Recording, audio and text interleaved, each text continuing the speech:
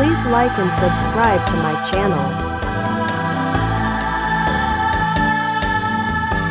Hello and welcome to The Explainer. Today we're digging into a really bold and, you could say, pretty controversial argument.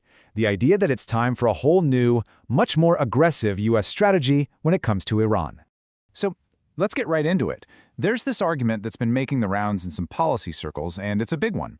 The idea is that Iran's government is basically teetering on the edge, on the brink of collapse, and that a decisive push from the U.S. could be all it takes to topple it.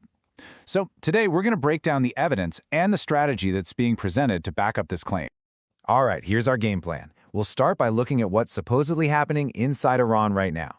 Then we'll see how Washington is reacting, get into that bold prediction of regime change, talk about the specific military strategy being floated, and wrap up with the very optimistic outcome that supporters of this idea are hoping for. Okay, so first up, what's this whole argument even built on? Well, it all kicks off with this claim that Iran is staring down a crisis that's, unlike anything it's seen in a very, very long time. Now, according to the sources we're looking at today, the situation on the ground is just explosive.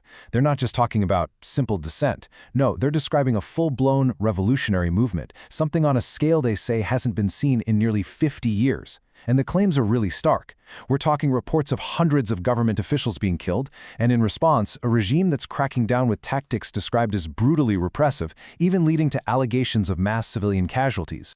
So you take this incredibly volatile mix, a popular revolt clashing with a violent crackdown, and this is what's being presented as the proof. The proof that the Iranian regime has hit a tipping point, that it's become fundamentally unstable and, vulnerable.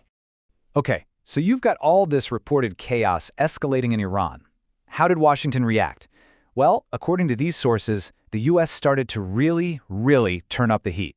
The sources we're looking at point to this really rapid sequence of events that just cranked the tension way up. First, you get a direct warning from the U.S. president, saying the killing in Iran is stopping.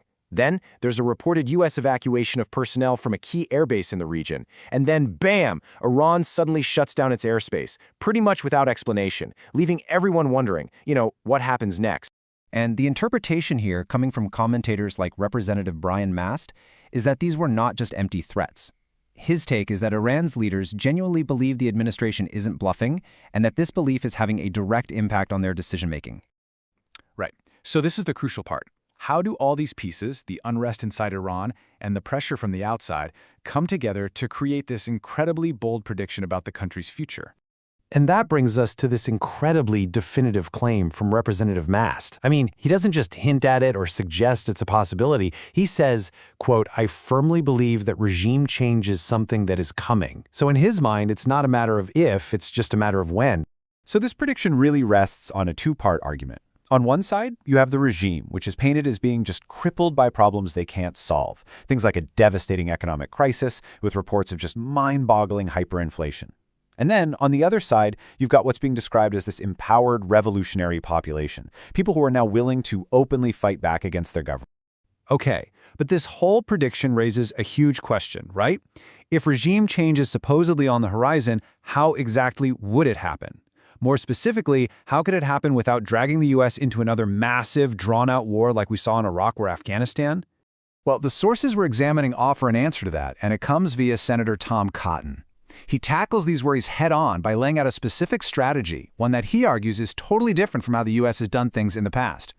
So this proposed strategy, which has been called the Trump way of war, is really framed as a complete break from past conflicts. The argument goes like this. Forget about those long, open-ended missions with tens of thousands of troops on the ground. Instead, this new model is all about direct, bold strikes. We're talking targeted, decisive military actions that are designed to hit specific goals, all without that massive ground commitment. And to make the case that this isn't just a theory, Senator Cotton points to some recent examples. The operation that took out the ISIS leader in Syria, strikes against Iran's nuclear programs, and the actions taken against the Maduro government in Venezuela, all of these are brought up as examples of this limited, targeted approach in action.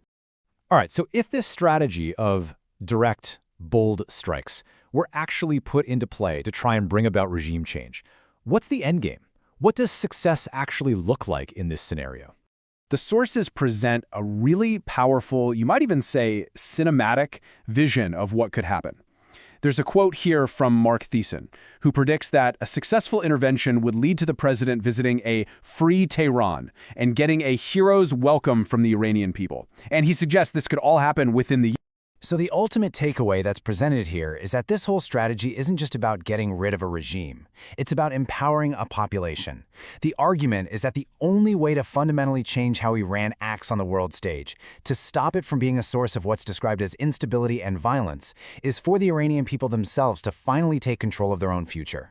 So there you have it. That's the argument in a nutshell. You've got a country supposedly at a tipping point, a new model for targeted military action, and this very optimistic promise of a hero's welcome. It's a very clear vision, but it also leaves us with a really crucial question to think about.